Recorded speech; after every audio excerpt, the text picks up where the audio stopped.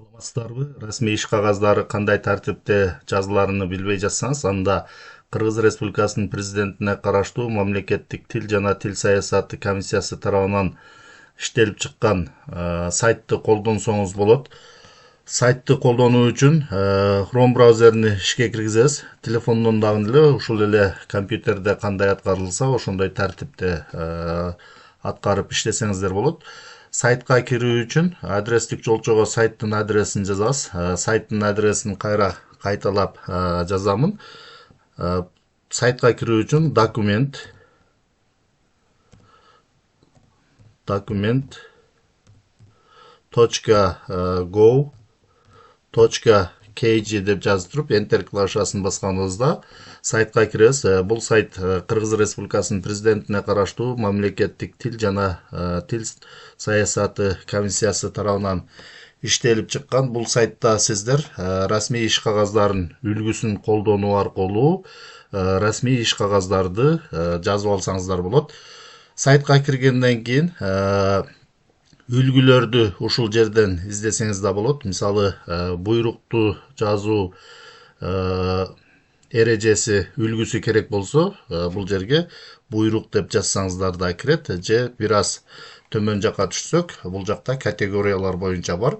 Мына декларация кандай жазылат, акт кандай жазылат, арыз кандай жазылат, буйрук кандай жазылат жана башка. Ушул үлгүлөрдү колдонуу менен сиздер дагы декларация акттарды өзгөртүп жазып алсаңыздар болот. Дагы бир аз төмөн түшсөк, бул жерде дагы жүктөө деген бар. Эгерде дагы жүктөө деген баскычты бассак, бул жактан документтердин топтому, башкача айтканда, иш кагаздардын топтому чыгат. Дагы жүктөө дегенди басканда, мына бул жакта көрсөтмө, кулактандыруу, кызматтык кат, маалым кат жана башка мүнөздөмө, өмүр баян, протокол, токтом. Сиздер ушул жердеги үлгүлөрдү колдонуу менен расмий иш кагаздарды жазып алсаңыздар болот.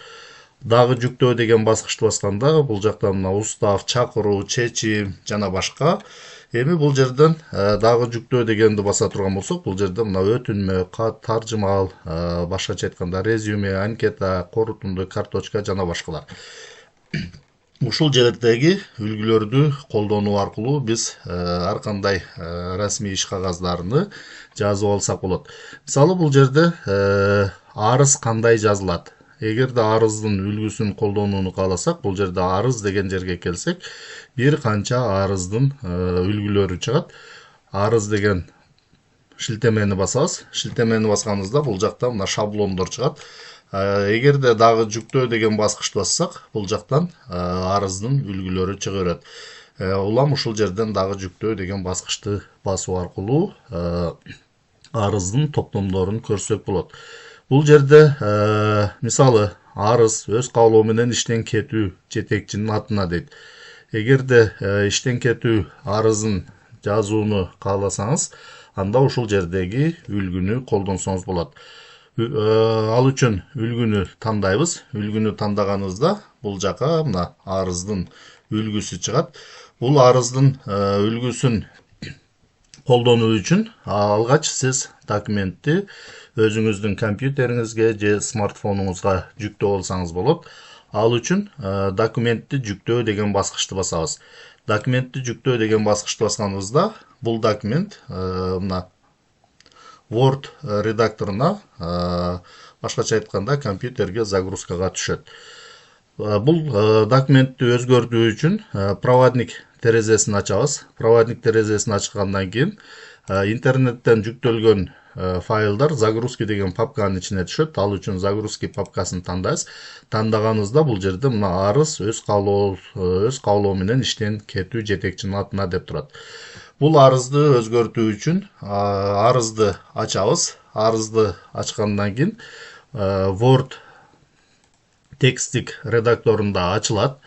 Бул арызды өзгөртүү үчүн алгач биринчи кезекте разрешить редактирование деген баскычты басабыз. Биз кандай гана документ болбосун компьютерге жүктөлгөн документтерди биринчи жолу ачып атканда өзгөртүүгө бизден уруксат сурайт. Ал үчүн разрешить редактирование деген баскычты басып коебуз. Андан кийин бул жердеги үлгүнү колдонуу аркылуу өзгөртүп арызды жазып алсак болот. Кайра артка кайтайын сайтка. Андан кийин бул арызды колдонгондон кийин терезесин жабуу үчүн бул жерде закрыть деген белгини басабыз. Андан кийин кайра артка кайтуу үчүн бул жерден назад деген баскычты басабыз. Адрестик жолчонун сол тарабында турган назад деген артка кайтуу деген баскычты баскандан кийин биз кайра категорияларга кайтып келебиз. Эми бул жерден сиздер мисалы токтом жазыш керек болсо, дагы жүктөө дегенди басасыз. Бул жерде мына токтом деп турат. Токтом дегенди тандаганыңызда бул жактан токтомдун үлгүлөрү чыгат. Азырынча бул жерде эки эле үлгү бар экен, шаблон бар экен. Мисалы, бул жерде токтом Алы Токонбаевдин 100 жылдыгын өткөрүү дейт. Шаблонду колдонуу үчүн ушул шилтемени басабыз. Шилтемени басканыңызда бул жака шилтеме документтин үлгүсү чыгат. Жанагындай эле документти жүктөө деген баскычты басуу аркылуу документти компьютерге жүктөп алабыз. Жүктөп алгандан кийин ал документти ачабыз. Бул дагы загрузка деген папканын ичине түшөт. Мына документти ачабыз дагы. Жанагы арызды өзгөрткөндөй эле бул жерден разрешить редактирование деген баскычты басып коебуз. Андан кийин бул токтомго өзгөртүп кайрадан сактап алабыз, өзгөртүү киргизип. Кайра жабайындан сайтка кайтып барайын. Бул терезени жабабыз. Эми категорияларга кайтуу үчүн кайра эле өйдө жактагы сол тарапта турган артка кайтуу деген баскычты басабыз. Басканыбызда биз категорияларга кайтып келебиз. Бул жерден категорияларга кайтып келдик. Эгерде сиз буйрук кандай жазыларын билбей жатсаңыз, анда категориялар бөлүмүндөн бул жерден буйрук деген шилтемени тандайсыз. Тандаганыңызда бул жактан буйруктун үлгүлөрү чыгат. Дагы жүктөө деген баскычты бассак, бул жактан улам буйруктун шаблондору, башкача айтканда үлгүлөрү чыгат. Бул жерден мисалы буйрук комиссия түзүү тууралуу буйрук даярдоо керек болсо, ушул шилтемеге киребиз. Шилтемеге киргенибизде бул жерден мына буйруктун үлгүсү чыгат. Жанагындай эле документти жүктөп алып, андан кийин жүктөлгөн документти ачабыз дагы.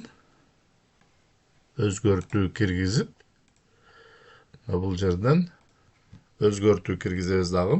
Буйрукту өзүбүзгө ылайыкташтырып оңдоп алып, андан кийин принтерден чыгарып алсак болот.